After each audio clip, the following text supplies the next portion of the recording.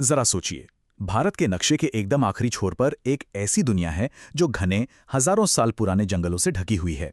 एक ऐसी जगह जहां सदियों से कुछ जनजातियां बाहरी दुनिया से पूरी तरह अलग थलग रहती आई हैं, और जहां विशालकाय समुद्री कछुए पीढ़ी दर पीढ़ी उन्हीं अछूते समुद्र तटों पर अपने घोंसले बनाने के लिए लौटते हैं। लेकिन ये स्वर्ग, जैसा कि हम इसे जानते हैं, आज एक बहुत बड़े दोराहे पर खड़ा है। एक महापरियोजना, ग्रेट निकोबार द्वीप परियोजना, इसे हमेशा के लिए बदलने को तैयार है। तो मुद्दा बिल्कुल साफ है। भारत के सबसे प्राचीन और अछूते द्वीपों में से एक बहुत बड़े बदलाव की दहलीज पर है। ये प्रोजेक्ट एक तरफ तो देश के लिए रणनीतिक शक्ति और जबरदस्त आर्थिक विकास का वादा करता है, लेकिन इसकी एक बहुत भारी कीमत भी चुकानी पड़ सकती है, पर्यावरण को और वहां के मूल निवासियों को। तो असली सवाल यही उठता है कि इस तरक्की की असल कीमत क्या होगी।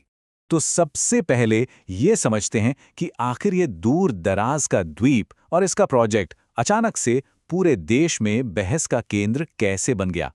बात है साल 2023 के आखिर की। तब केंद्रीय जनजातीय कार्य मंत्रालय ने अंडमान और निकोबार प्रशासन से एक रिपोर्ट तलब की। वजह? एक बहुत ही गंभीर शिकायत। शिकायत ये थी कि इस विशालकाय प्रोजेक्ट के लिए जो जंगल की जमीन दी जा रही है, उसमें 2006 के वन अधिकार अधिनियम का पालन ही नहीं किया गया। बस इस एक सरकारी जांच ने इस पूरे प्रोजेक्ट पर एक बड़ा सवालिया निशान लगा दिया है। एक तरफ है 2006 का वन अधिकार अधिनियम, यानी फॉरेस्ट राइट्स एक्ट, FRA। ये एक नया और आधुनिक कानून है जो कहता है कि जंगल की जमीन लेने से पहले वहां रहने वाले लोगों की ग्राम सभा से सहमति लेना अनिवार्य है। लेकिन दूसरी तरफ प्रशासन एक बहुत पुराने 1956 के कानून का इस्तेमाल कर रहा है, आदिवासी जनजाति संरक्षण अधिनियम या protection of aboriginal tribes act, PAT। ये पुराना कानून प्रशासन को एक तरफा ताकत देता है कि वो बिना किसी से पूछे जमीन को किसी भी प्रोजेक्ट के लिए दे सकता है।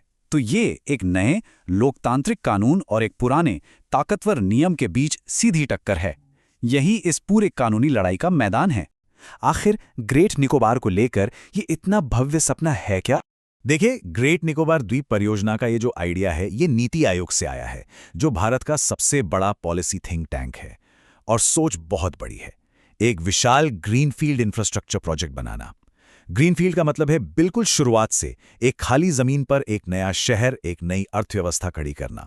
मकसद, इस दूरदराज द्वीप को पूरे इलाके के लिए एक बड़ा आर्थिक और रणनीतिक केंद्र बना देना।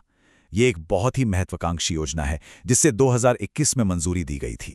और इस प्रोजेक्ट का पैमाना कितना बड़ा है, वो इन 4 स्तंभों से पता चलता है। पहला, गैलाथिया खाड़ी में एक अंतर्राष्ट्रीय ट्रांसशिपमेंट पोर्ट जो दुनिया के सबसे बड़े जहाजों को हैंडल कर सकेगा।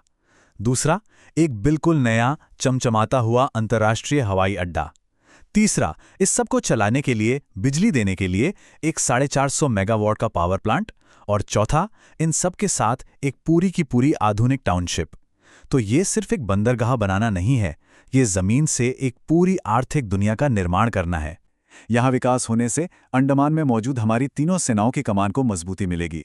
भारत यहाँ से जहाज, विमान और ड्रोन तैनात करके इन सभी जरूरी समुद्री रास्तों पर नजर रख सकेगा। हिंद प्रशांत क्षेत्र में भारत की सुरक्षा के लिए ये एक गेम चेंजर साबित हो सकता है। तो हमने तरक्की और ताकत का वादा तो देख लिया, लेकिन जैसा कहते हैं हर कहानी के 2 पहलू होते हैं, तो अब जरा सिक्के का दूसरा पहलू देखते हैं। इस भव्य सपने की वो चौंकाने वाली पर्यावरणीय कीमत जो शायद पहली नजर में दिखाई नहीं देती। ये आंकड़ा सच में हैरान करने वाला है। 85%। ग्रेट निकोबार का 85% से ज्यादा हिस्सा प्राचीन घने वर्षावनों से ढका हुआ है। ये सिर्फ जंगल नहीं है, ये एक यूनेस्को बायोस्फीयर रिजर्व है, दुनिया का एक अहम बायोडाइवर्सिटी हॉटस्पॉट है। एक तरह से कहें तो ये इस ग्रह के फेफड़े हैं, और यही सब कुछ दांव पर लगा है। और तबाही का पैमाना होश उड़ाने वाला है। इस प्रोजेक्ट के लिए रास्ता साफ करने के लिए अनुमान है कि लगभग 9.6 लाख यानी 9,60,000 पेड़ काटे जाएंगे।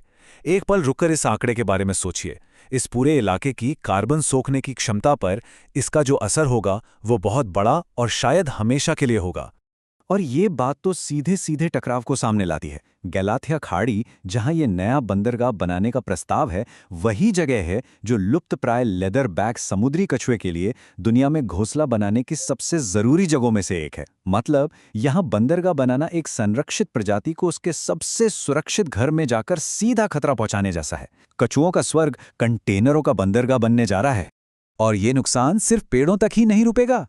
बंदरगाह बनाने के लिए समुद्र की जमीन को बड़े पैमाने पर खोदा जाएगा, जिसे ड्रेजिंग कहते हैं। ये बेशकीमती मूंगे की चट्टानों यानी कोरल रीफ्स और समुद्री घास के मैदानों को हमेशा के लिए खत्म कर देगी। और तो और मैंग्रोव के जंगल, जो 2004 जैसी सुनामी के खिलाफ एक कुदरती दीवार का काम करते हैं, उन्हें भी हटा दिया जाएगा। ये एक ऐसी विनाशकारी चेन रिएक्शन की शुरुआत कर सकता है जिसे पलटा नहीं जा सकेगा। पर्यावरण से भी आगे बढ़ें तो खतरे की दो और बहुत जरूरी पड़ते हैं। पहली है इंसानी कीमत, जो एक प्राचीन जनजाति को चुकानी पड़ सकती है। देखिए, ये द्वीप शोम्पेन जनजाति का घर है। सरकार ने इन्हें विशेष रूप से कमजोर जनजातीय समूह या particularly vulnerable tribal group (PVTG) का दर्जा दिया है। ये अपनी मर्जी से बाहरी दुनिया से अलग रहते हैं।